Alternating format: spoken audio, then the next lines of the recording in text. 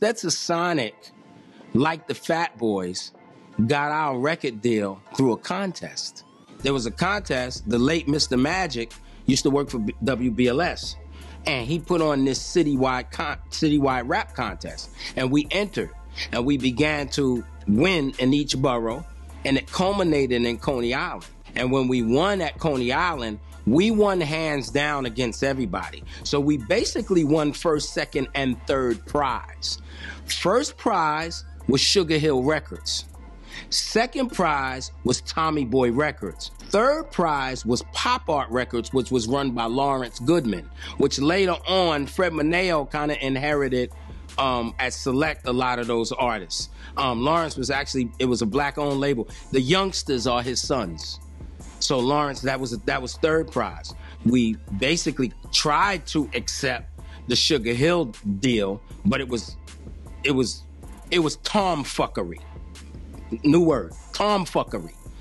We went up to Sugar Hill Records. Tyrone Williams, Fly Ty from Coachillin, was our makeshift manager. We didn't have papers, but Ty is a good person. You know, very, you know, I mean, Ty made me a lot of money in the industry. Like he showed me the ropes. So Ty was like, yo, Daddy, I know y'all don't have a manager, but, you know, let me at least, you know what I'm saying, rock this for you. So he's the producer over at Mr. Magic Show. So that guy, even if you YouTube it, you can see Stetsasonic got a lot of props from Mr. Magic. We used to go up there and damn near do live shows on the air. You know what I'm saying? So Ty takes us up to Sugar Hill Records. There's two campuses. There's one, it's in Englewood, New Jersey. There's one down the hill. There's what they call down the hill, and there's one up the hill. They're made exactly the same. When you're on those campuses, you can't tell which one you're in. So Sugar Hill Records at that time was the premier rap label, right? That was the label that put out Rapper's Delight. It was the label that made, you know, all the records on Grandmaster Flash. Like everybody who were our heroes were getting signed to Sugar Hill Records. Grandmaster Flash and the Furious Five, the Funky 4 plus one more with Sha-Rock, Treacherous 3, and a host of other people were all signed over at Sugar Hill Records. So when we go up to Sugar Hill Records, like I said, they had two campuses. They looked exactly the same. One was what they call Englewood, New Jersey. One was what they call down the hill. One was called up the hill. But literally, if your eyes were closed and you drove, you wouldn't know if you was up or down. It was made the same and everything. We go on to the campus, number one. The Furious Five is there with a bunch of rented Mercedes-Benz playing Frisbee. Now, what niggas you know from the Bronx that play Frisbee at all? And they playing Frisbee. They got these Benzes outside. Leland Robinson, which is the young son, had this Toyota Supra was hot then. He's out there shining the rims of his Supra, right? Then Melly Mel comes from the back. One white girl, one black girl under his arm. Yo, what's up, daddy, yo? You know what I'm saying? So, you know, we say what's up to them. And then it's nothing really to do down there but see Mel and them. Oh, a little later on, Joey Robinson Sr. comes on. He drives on with another Benz, like the convertible one, to later on, when we went to second campus, meet us up the hill. So Ty says, we're going to go up the hill and meet Miss Rob. That's what they used to call Sylvie Robinson.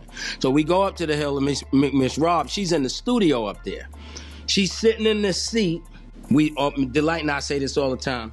Her Rolls Royce keys are strategically placed on this table. Look like a damn spotlight is on them. And she just keeps leaning back going, the kids was raving about y'all. You know, and they're doing some record that never came out.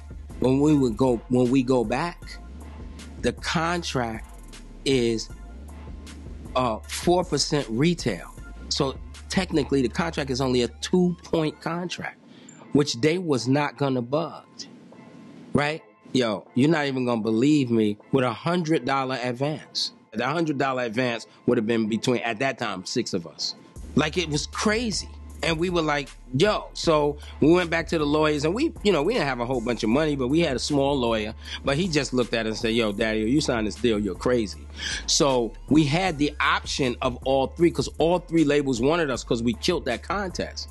So we went with Tommy Boy because we felt Tommy Boy was the more hip-hop label. Lawrence wasn't, the pop art deal, Lawrence wasn't as big. And so we didn't know what would happen. And he was in Philadelphia. So we didn't know what would happen if we went to sign to, his label, so we went with Tommy Boy.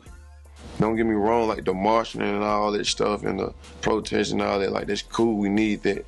But man, the hood's so fucked up. Like you need them protests and marches in the hood too.